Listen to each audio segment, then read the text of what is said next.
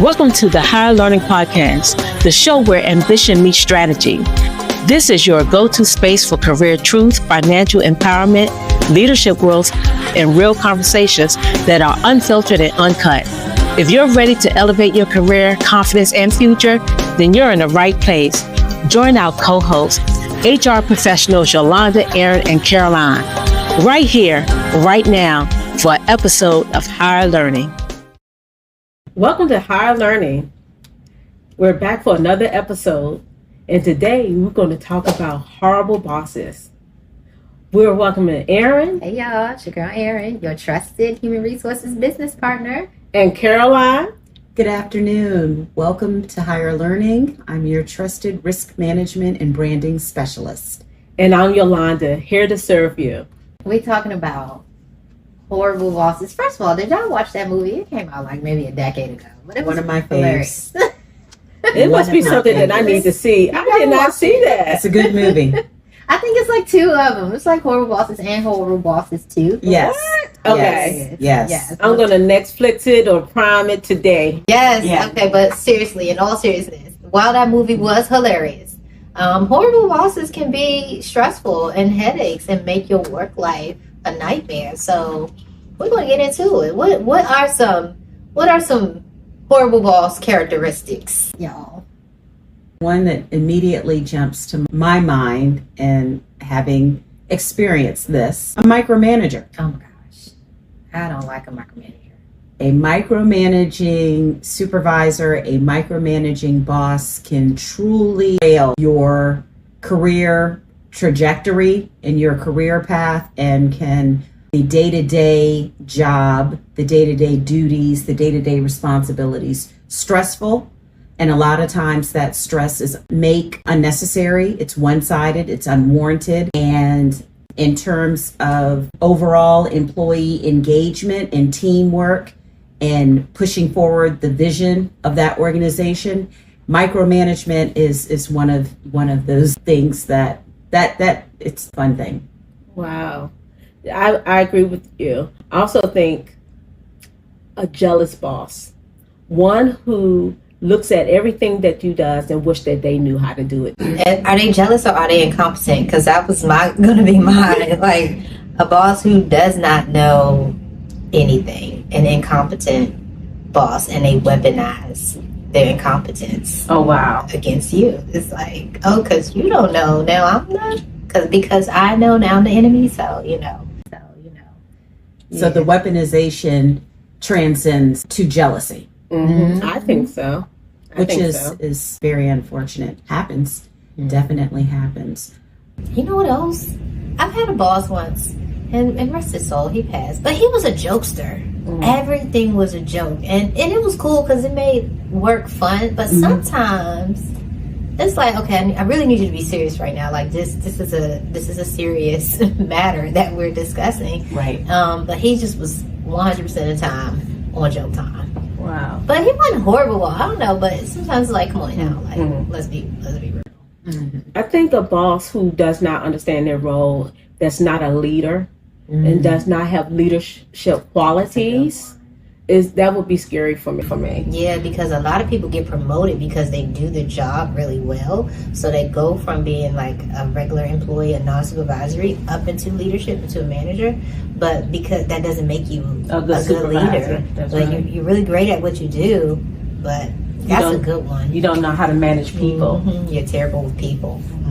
Yeah, people are, regardless of whether you're in a technical space, whether you are in fast food management, people are your greatest resource.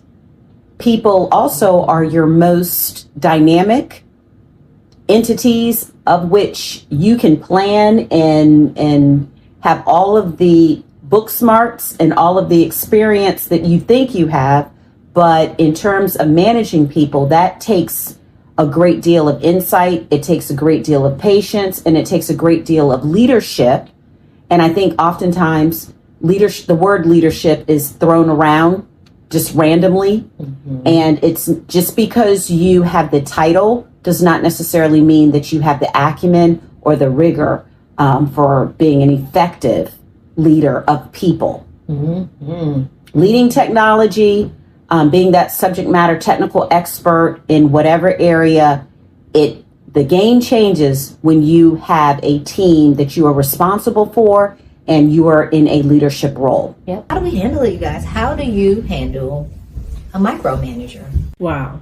Well, I think having a conversation, a real conversation, crucial conversation with your manager and making sure that you're clear on the expectations that they have for you. And because if they think that you understand what your role is and your responsibilities, they may not be such a micromanager. Mm. But also I feel like you have to sometimes show people how to treat you. Mm-hmm. Or if that doesn't work, you're going to have to tell them what make you uncomfortable. Yeah, in terms of micromanagement, my experience, it's run the gamut. There were some instances where that micromanager, after a while, backed off because I communicated and advocated for myself, had some conversations, and I managed up. And then there have been other instances where the micromanager, just that was who they are to their core. Yeah. And in those types of scenarios, sometimes I deemed that I just was not a good fit. And I took my expertise and my knowledge and my skills elsewhere. So it's really, you have to do a risk assessment. You have to evaluate as the employee whether you fit within this organizational structure of micromanagement. I think when we talk about micromanagers, sometimes it's important as the employee to also take off your hat and put yourself into the role of that supervisor or that boss. Manage up. Yes. Mm-hmm. Because a lot of times you may not have visibility into the entire picture. You may not know the entire landscape. You just may not know the day-to-day in an operational context, whereas that manager, that supervisor is sitting in and on certain calls and engaging with other stakeholders that you may not have the clear lay of the land of what all is being asked. So that micromanagement may be a direct result of other factors. And so it's very important sometimes to do a true analysis of what the landscape looks like. But that takes time.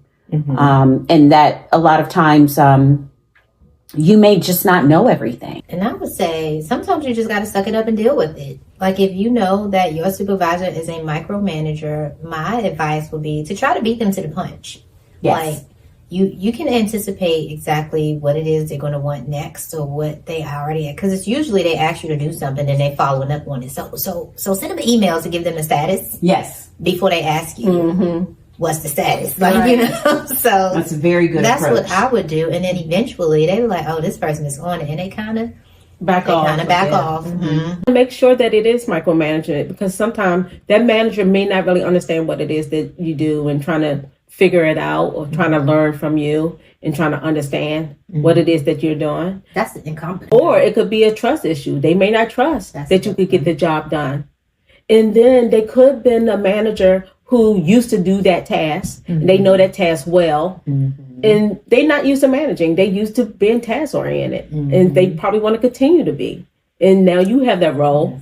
And they're watching you and seeing how you're doing. I'm not gonna lie. When I first started supervising, I was that person that I knew really well. So I wanted to like everybody do it exactly. And my boss called me in and was like, "Listen, we're not paying you to do the work. That's not why we're paying you. We are paying you to lead." And I really had to do a mindset shift because it is totally different going from a worker bee to a leader. Yeah. Management not for the faint. And depending upon how you show up as a manager, again, leadership is not a skill that everyone has. And just because they may have it as their title, that does not mean that they know how to lead people. So it's learned. And just because you are in a leadership role, that doesn't mean that you stop learning. That doesn't mean that you stop training. taking guidance and just learning about techniques and strategies for being an effective communicator. Because a lot of times I think also when you talk about micromanagement, it's about poor communication. Yeah. It's about ineffective communication. The way in which you are communicating, you may be talking as a leader to your team, but your team may be showing you through their actions that they're not effectively understanding what you're saying. So, yeah. And good employees typically do not leave good jobs. They leave bad supervisors. And it could be very stressful when you have to do that. Yeah. And sometimes the senior supervisor or senior leadership should take note as to why people are actually leaving jobs and leaving employment. Yeah. I know for myself, I had a supervisor. He certainly wasn't a micromanager. But when I was preparing to leave a job, he didn't want me to leave. He was very selfish. He did not look at his employees for them to grow and leave and adventure out. He thought that they should all stay underneath his tutelage. And what I learned from that is that you need to know what your supervisor is saying about you when you're not in a room. So what I learned upon going to a new job, and I utilized him as a reference, that he was going to sabotage where I was going. Wow. He did not want me to go. And he pretty much said that. And thank goodness the person who was hiring me knew better that, wow, if this person do not want her to go, then she must be somebody I want. So you want to know what your supervisor is going to say about you. Yeah, that's a horrible boss. And you do not want everybody to be a reference. You need to know what your references are going to say about you, especially if they're former supervisor. So you guys, just like there are micromanagers, there are supervisors who are completely hands-off. Like to a fault, like just very checked out. They ghost you. I like to categorize them as the ghost leadership or ghost manager. The supervisor that doesn't show up. Now, mind you, depending on where you are in your career, because I'm at a point in my career where I'm like, I don't need a supervisor or any management whatsoever. Yeah. You can pretty much leave me alone. But if I'm new coming up and I have a supervisor who is not hands-on, or just locked into what's going on with the team, it's kind of like, then what? Like, how do we handle those? You do weekly reports. You send them invitations for meetings. You make sure that you're documenting what it is that you are doing. Okay. And so when it's time for those mid-year reviews or those final end-year reviews, that you have enough information that you could school them on what you've been doing the past 6 months or a year. So if you're just starting out, as an example, and let's say you've recently graduated from high school or college, graduate school, or you are mid-career and you're pivoting to another totally different arena, a key takeaway, a key word of advice that I would embark upon or impare upon you when dealing with a ghost type of supervisor, just because that individual is not present and is not putting meetings on the calendar with you or providing you with guidance or training you or providing any type of feedback to you, that is not an excuse for you to continue on your career path. That is not an excuse for you to be sidelined with what you need to do in terms of gathering the skills, gathering the experience of that said job. A tip for addressing that type of situation, maybe for, like you said, having some conversations, requesting lunch or requesting perhaps to grab a coffee to see if there's a way in which to engage more with one-on-one with that said supervisor. Also explore the organization to see perhaps if there's another team that you can look at for an opportunity. Yeah. But you don't want that to cause you to derail in terms of your success. What I'm hearing is take some initiative. I mean, very much so. You always have to take initiative. When you don't have a boss who's hands-on, I feel like that's an opportunity for you to create your own projects, your own work, and present that to the boss and say, hey, this is what I want to do. If you agree, I'm going to move out, starting on this date, doing this work, and here's my goal, or whatever. I've had bosses like that, and that was what I did, and I was able to pretty much write my own ticket in terms of the experience that I was able to gain. Absolutely. And understand, if you have a supervisor, they have a supervisor as well. Mm-hmm. And they could be checked out for tons of reasons because maybe their supervisor isn't the greatest. And maybe they not receive the proper leadership or direction or mentoring that they need. Right. I think it was because this person was so close to retiring. They did not care. They was thinking about their house on the beach. I understand and that. their grandchildren, they was like, whatever. Well, they may have been making a path for you or for some of your colleagues to move up to their position. Absolutely. But one of the key things that we need to remember is if that situation occurs, those scenarios occur, you as the employee, you still want to stay focused and stay committed to enhancing and building your professional toolkit. These are opportunities sometimes where you can explore networking within that organization, explore professional associations, joining some professional associations to constantly continue to train and grow in terms of your career trajectory. One last tip that I want to give. If you have a horrible supervisor, you guys, make sure that you are documenting everything. Every conversation, every assignment, everything you come to work, write down what you did that day. Because when it comes time for reviews and performance time and awards, and if they trying to, especially if that horrible boss is not only a micromanager and just very terrible at their job, write down everything that you feel like that they're doing wrong as well, so you can give them feedback when it comes time, if they are open to it. But if not, if they're trying to make your work life a living hell, then you have documentation that you can present or you can grieve. Right. It's also important when we're talking about just the professional and your career trajectory, just starting out. Perhaps you're one of our veterans that have served and you're coming into the civilian world after your service. We thank you for your service. Or let's say you're on the tail end of your career and you're just closer to retirement or what have you, and you're running into these types of challenges in terms of a career not so good boss or supervisor.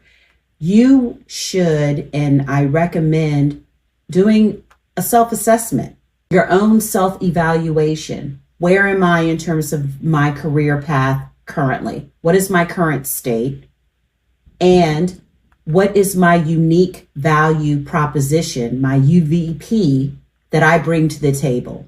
And that is something that you control, as you stated, Erin, constantly documenting your wins, right? What your brag sheet, all of these are tools and tips that you can add in terms of that'll benefit you long term. Absolutely.